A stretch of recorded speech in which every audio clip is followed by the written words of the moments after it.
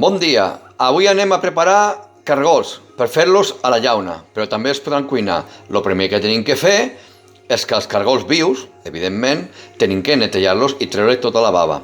Llavors, el primer que faig és fer-li una aigua freda per treure una mica la terra que puguin tenir i com veieu ja es volen escapar. Després tinc preparada una aigua tèbia amb sal i vinagre. Força sal i vinagre. L'he ficat un parell de grapats de sal i gairebé un got petit de 200 decilitres, més o menys, de vinagre. Llavors, ara d'aquí els posaré aquí a l'aigua calenta, els remenaré una mica i els deixaré estar 15 minuts. I aquesta operació la repetirem 3 vegades, en una cubeta, com veieu, amb aigua calenta, sal i vinagre. Tenim que treure la bava. Repeteixo, teniu que fer aquesta operació 2 vegades més. I cada vegada que la feu, els tornarem a tirar aquí a la pica i els rentarem amb aigua freda. I després ho tornarem a ficar amb aigua calenta, sal i vinagre.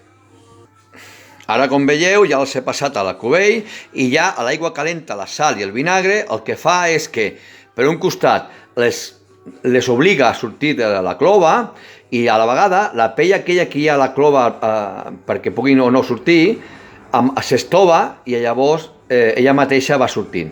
Però sobretot no us oblideu de posar una tapa, perquè si no la podeu liar bona. Poden començar a sortir cargols per tot arreu, que una vegada em va passar a mi. Continuarem d'aquí una estona.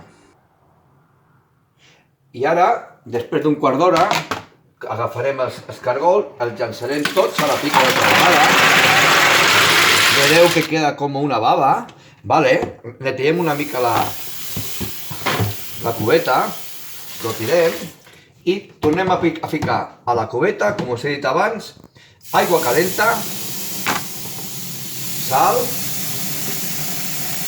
dos grapats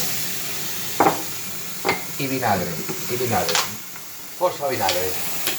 Això es estovarà i es farà treure la pell que hi ha a la clova i a la vegada el despertarà. Ho tenim que despertar. Aigua calenta,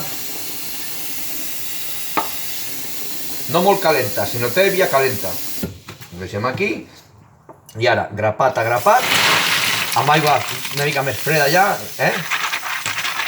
li traiem la primera bava i així ho tornarem a fer un altre cop, una altra vegada i ja els tindrem nets. Els posarem en un plàstic ben tapats, en un tàper ben tapat i poden estar en un lloc fresc o en la nevera, però estaran vius. Quan demanin una ració de cargols a la llauna o si tu vols agafar uns quants per cuinar, doncs us tens que acabar de cuinar a la cassola i a la llauna directament vius, amb sal, pebre, allu i verd, oli, herbes. I quan faci els cargols a la llauna jo us faré un perquè també tingueu un altre vídeo de com queden. D'acord? Doncs vinga, fins al proper vídeo. Gràcies!